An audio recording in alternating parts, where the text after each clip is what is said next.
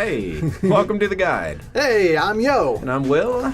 And here's your end of the year wrap up. I think that's what we'll call this, because we are going to look at what was the best of 2012. Yes. And of course, this isn't comprehensive because we didn't see every single movie or play every single game. So this is what we've experienced and what we thought was the best of what we experienced. You never know. Maybe there was a straight to DVD gem out there somewhere. Yeah, it's possible that we missed something. And if we do, sorry. But this is just what we enjoyed. Let's start with video games for 2012. It was a great year for video games. Yeah. I mean, across all genres, there are just some stellar releases. Yeah, some of my highlights were Far Cry 3, Mass Effect 3, for the and Assassin's Creed 3. Yeah. It was a year for threes. It was a year for threes. And Black Ops, Forza Horizon, all of those. Yeah. And it definitely covers the board from shooter to racing to RPG. Yeah, the year got off to a great start with Mass Effect 3. I mean, despite some of the controversy about the ending, which I thought was really not that big of a deal, it did what is rare for any trilogy. It brought it to a satisfying conclusion. Totally. And it did it really, really well. And I liked Mass Effect 3 a lot. I thought it was just what I was hoping for. To conclude that trilogy, I was not disappointed. I thought the ending was impactful. It was thought-provoking. Did it answer everything? No. But what's the fun of that anyway? So yeah, there's always got to be a little mystery left over. Yeah, I think so. So I enjoyed how it ended, but more importantly, I like how it wrapped up the story for all these characters that we've come to know and enjoy and become attached to. And there's so many moments where I was wiping a tear away because you're saying goodbye to certain characters, or you're like, because there's some epic jaw-dropping moment. Yeah, it was done really, really well. But still not my game of the year, surprisingly. And I in January, I thought it would be, which is kind of premature in January. Yeah, a lot of stuff happened after that. Yeah, a lot came out. I mean, you had, like you said, Assassin's Creed 3, which is a game that comes along once in a generation. It's so huge and massive.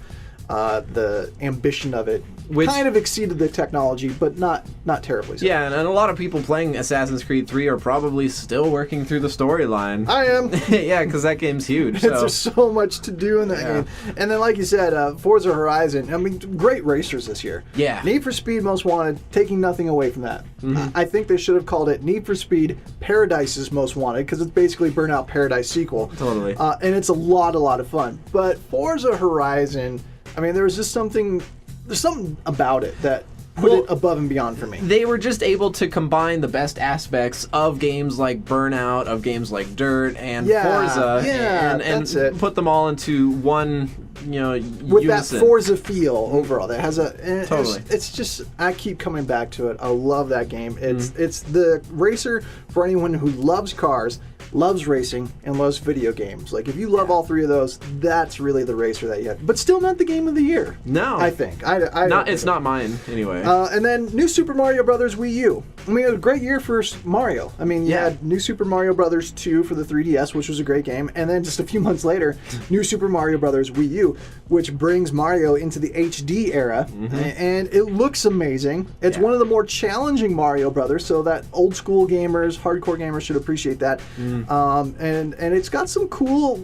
features that takes advantage of the Wii U, especially like the Miiverse integration, where you can get little tips and hints from other people who are playing it, and they have like little posts and stuff. I mean, that works.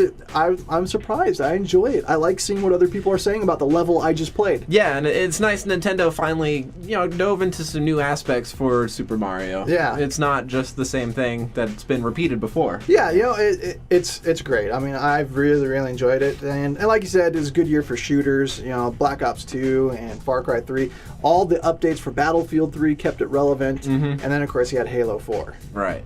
Halo 4, for me, was the game of the year. Which is surprising for me, because I'm not a Halo fan. That is very surprising, because I don't remember you ever talking about Halo before Halo 4 came out. And that's part of the reason why I think it is the game of the year for me. Because I have never really been into it. And this one stuck with me. I mean, I keep coming back to it. I keep playing it. It's awesome. Well, it's interesting because I've always been a Halo player since the first one, and it's my game of the year also because as a Halo follower, I guess you could say, it's kept up. The new Microsoft, the designers kept up with the series. They topped previous Halos in campaign modes. Who would have thought that 343 Industries would Yeah. come in and make a Halo game better than what Bungie did with all their efforts? No one expected that. Yeah. And bringing in some Call of Duty elements to the multiplayer with the loadouts and whatnot makes it more accessible for players like me, but still enjoyable for players like you. Yeah, it's a bit more generalized. It works. You know, everything about it has a story that's actually worth going through. Yeah, When and- does a shooter have that? Never. And keeping up with the free DLC that drops every week, With new Spartan Ops? playable Oh, man. missions. Yeah. It's so Halo 4 definitely game of the year for me. And you know, I thought long and hard about it, but I kept coming back to the thing that surprised me the most was Halo 4. And because I wasn't a Halo player, you know, I had no expectations of that. So Halo 4 game of the year for me. And me. Well, there you go. So there's our selections. Visit our website, gameandmovieguide.com, where we got some articles on our selections of the game and the movie of the year. And it's been a great year, man, but I'm looking forward to 2013. I think these movies and games are just going to keep building. It's going to be, there's already stuff I'm excited for in 2013. So Yeah. keep it here at The Guide. And don't forget to support us. $5. We'll be around 2013 to help you out. There's a little donate now button at the bottom of all of our pages. So help us out so we can report on all this stuff. Next year, we'll be back right here with more surprises. Woo! Shockers from Will. You don't want to miss it.